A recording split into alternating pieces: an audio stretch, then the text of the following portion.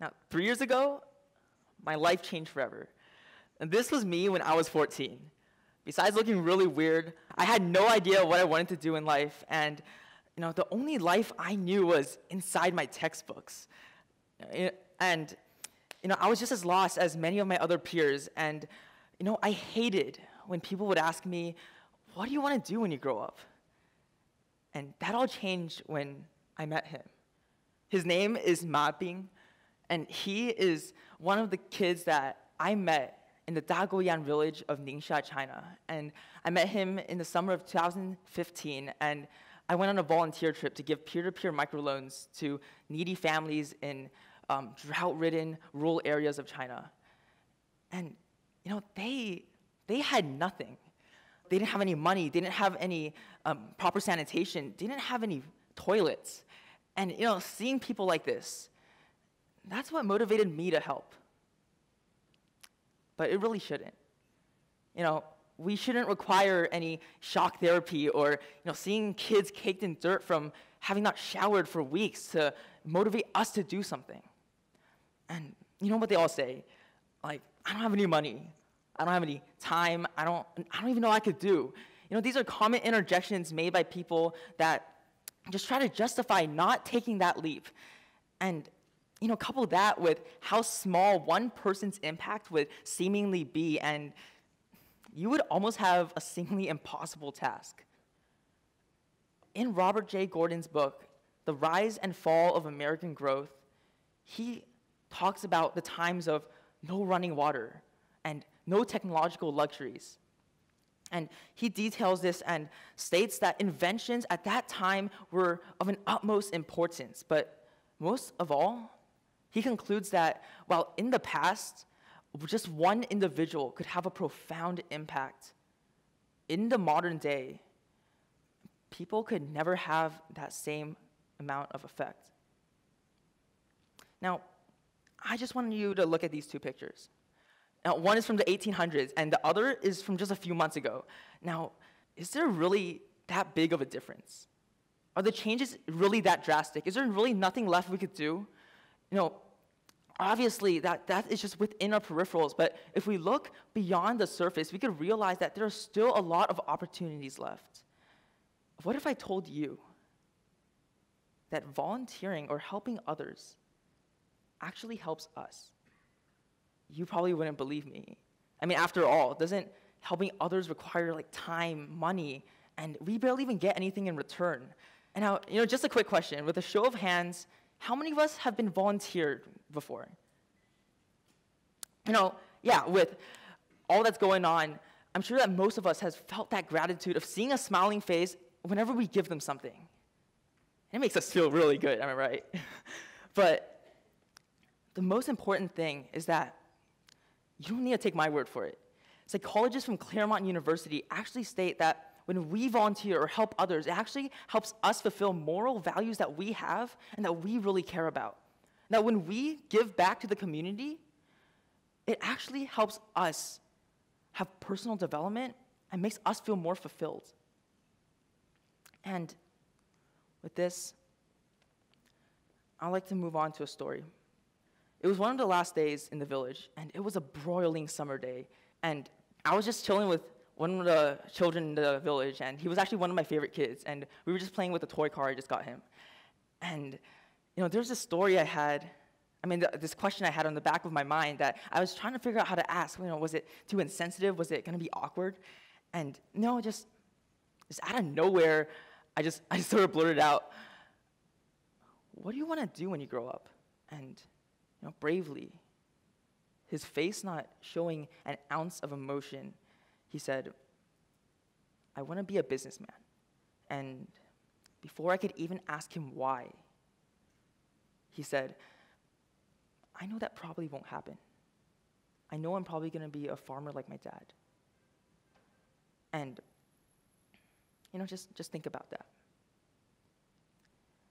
This whole time I was trying to hide his dire situation from him when he knew all along. He knew that the odds were stacked against him, and he knew that he almost had a near zero chance of even getting to go to a good university. And And he knew that even if he got to go to a university, he would almost be impossible for him to live in that competitive Chinese market that, favored family connections, rich kids, and, people that were from rich cities, unlike him. And as the train put us miles and miles in between us, that's when it finally hit me. You will ask a million questions in your lifetime, and you will receive a million answers. But in exchange with a small village boy with a heart that can span the world could be one of your most impactful ones. This whole time, I had parents, teachers, and relatives all asking me what I wanted to do when I grew up. And I just batted away their inquiries as if it was hassle or pressure. But I never realized the privilege it was to have someone believe in you, in your future, in your potential. Perhaps I was one of the first to even ask that kid that same question that I took for granted for all of these years. And it was at this time that I realized that I should not only seek the answers to my questions, but question the answers that I sought.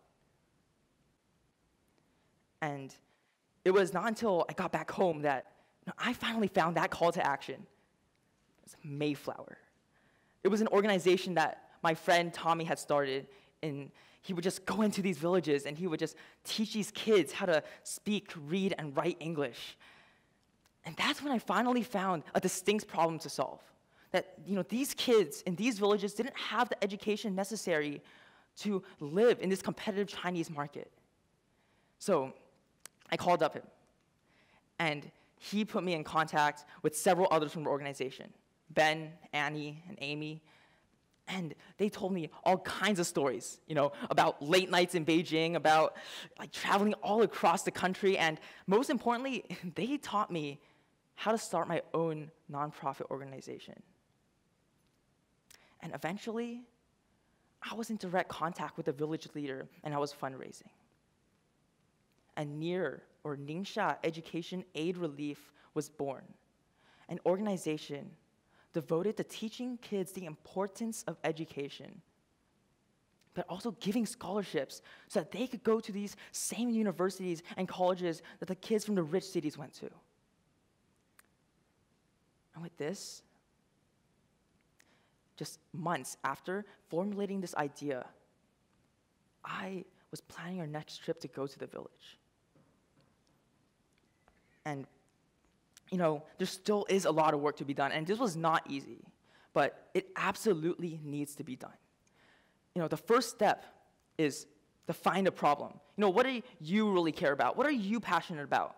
Is it poverty alleviation or human rights or societal issues? Find that problem, and once you can decide that you could devote your entire life to that, then you can start on your next step, which is acting. And I'm going to draw from one of the entrepreneurs that I admire the most, Gary Vaynerchuk. And he says, don't justify your dreams, execute on them. Whether that is a simple Google search or just hitting up someone and getting them the right contacts so that you can move forward. It's important not to get bogged down on the cost and benefits because overthinking leads to inaction, and inaction leads to getting nothing done. So, as you move forward in your life, the most important thing and one vital rule to live by is to work in these social changes into the things that you do. Or at the very least, keep it in the priority in the back of your mind. And when I first started my tech startup, Bound, we went through hours and hours of deliberation. We went through all kinds of ideas. We went through a sticker that you could put on some items so you could keep track of them, or an app that would tell you all the craziest and latest sales that were happening. But the one thing that was, keeping us behind and holding us back was not, the market viability or how viable the product was. It was the fact that we were not going to make a difference. And with this gauge monitoring our ideas, this is when we finally came across Bound. And with features in sites such as Boston Magazine or Bostino, or even being named one of the top 30 tech startups to look out for in 2017 by VentureStorm, we realized that this common goal that we had to create change, this didn't hinder us in any way. In fact, it made us work harder. It gave us a reason to work longer hours and longer nights. As we created all this, we had these modern accessories at the tip of our fingertips, and they put us in contact with so many people that made this possible. But some will never be this lucky. I'm gonna end it off by saying that each and every kid in that village all shared one thing. They wanted to get out of the farm, make money, and come back to bring their families out of poverty. When kids that have close to nothing materially are willing to have that urge to pursue philanthropy and create better conditions for other people, it is clear that it does not matter if you're not rich financially, as long as you're rich with compassion. And with every donation that I give and every scholarship that I donate, I don't look to it as a way of changing one life, but as a way of changing a life so that they could go on and change thousands more. So I'm going to ask you, how many lives are you going to change?